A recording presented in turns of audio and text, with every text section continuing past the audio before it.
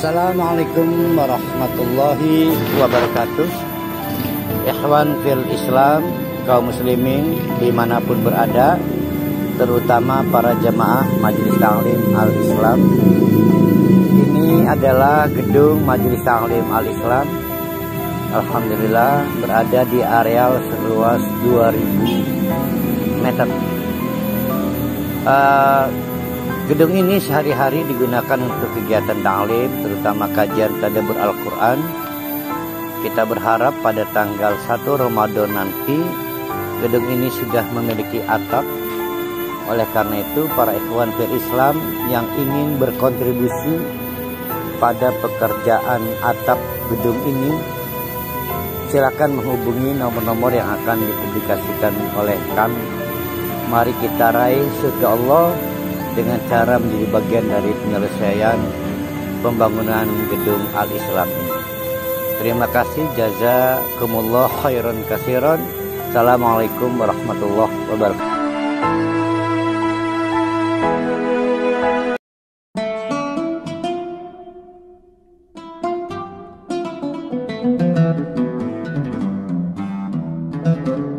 Bukan hanya Pak Sambo, tapi Pak Sambo layak dihukum berat karena dia tidak patut melakukan itu. Dia adalah seorang tauladan masyarakat karena berpengetahuan hukum yang cukup. Tapi langsung maten tukang ojek biasa-biasa baik. Nah, ini istri Nabi Pak Tata, bukan istri orang biasa yang jadi masalah.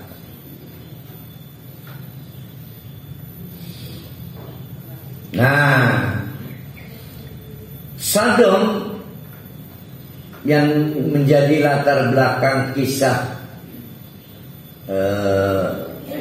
LGBT ini, itu masih di kawasan kalau Tatar Sunda misalnya. Tatar Sunda itu mana aja itu? Cirebonan, terus Kuningan, Kerawang, sampai Pandeglang, Serang, Tatar Sunda. Ada blok Cianjur, ada blok Cirebon. Nah, Tatar Madian itu ada Syam, ada Syam siapa? Nabi Ibrahim. Ada Sadom, Nabi Lut. Ada Madian, tapi satu Tatar. Semuanya disebut Madian. Nama besarnya Tatar Madian. Madian sendiri bukan masyarakat, bukan nama desa, kecamatan, kabupaten, provinsi, tapi nama rumpun masyarakat. Masyarakat Madian. Ada yang tinggal di Sodom, ada yang tinggal di Jordan, ada yang tinggal di Palestina. Nah, rumpun masyarakatnya disebut Madian. Nah, Madian ini anehnya tidak jauh tinggalnya dari Sodom. Cerita Sodom ini jadi legend. Oh, rival kemana? Ayo rival apa? Viral kemana-mana. Waktu berlalu, puluhan tahun berlalu, masih jadi cerita. Masih jadi cerita.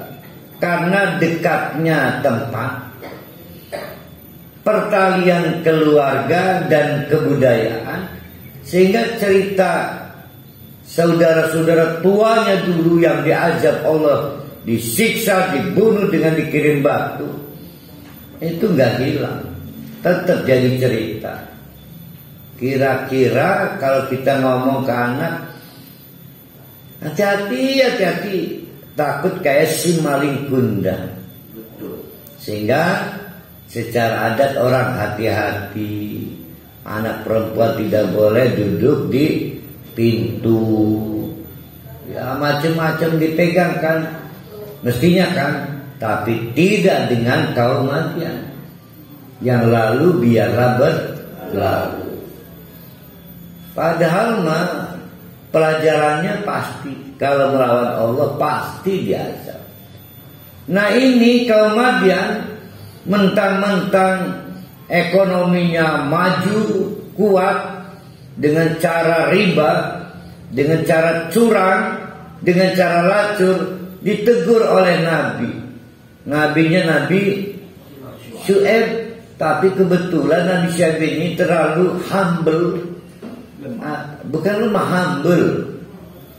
Humble itu apa ya? Halus. Ya kayak Pak Jurus di Kenem lah. Pak Jurus ini profilnya kayak Nabi Syuaib gitu. Jadi kalau kemarin orang juga nyaris tidak terdengar, sehingga tidak digubris oleh kaum,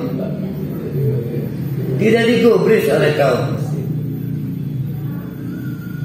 Kuat keyakinan kaumnya bahwa mereka bisa kaya raya begini itu dengan cara yang mereka lakukan sekarang.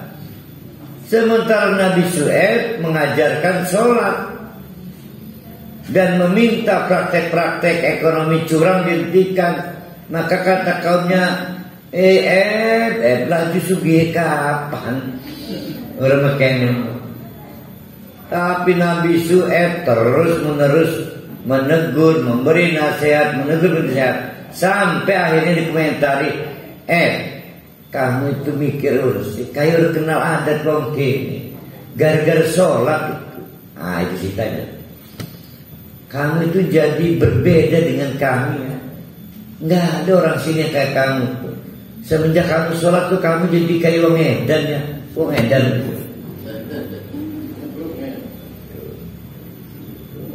Ya, bayang nggak orang sholat dikatakan orang gila?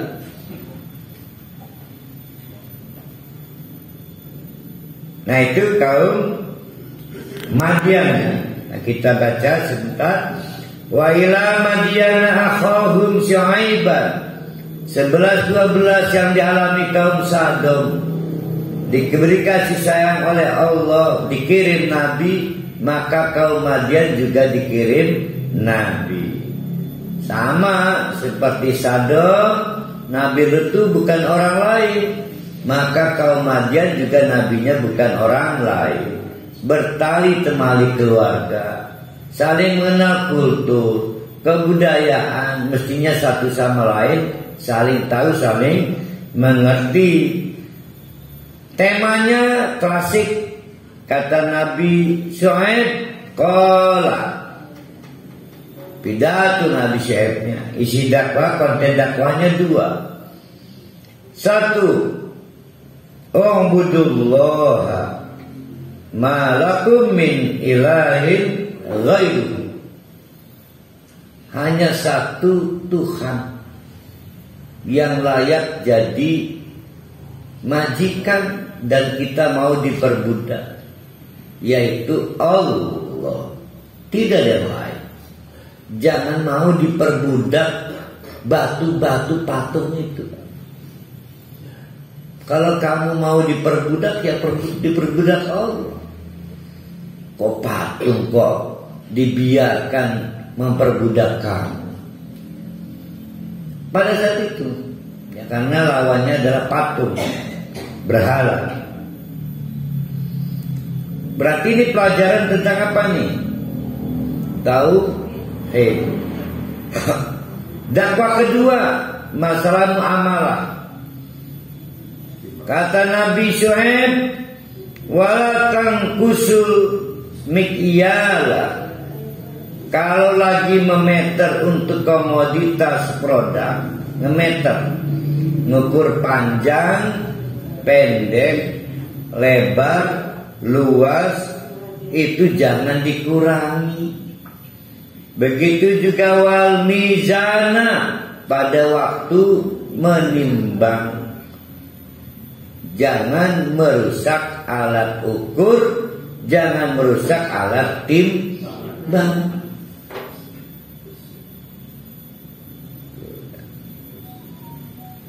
Inni arakum bi khairin. Sesungguhnya saya melihat kalian itu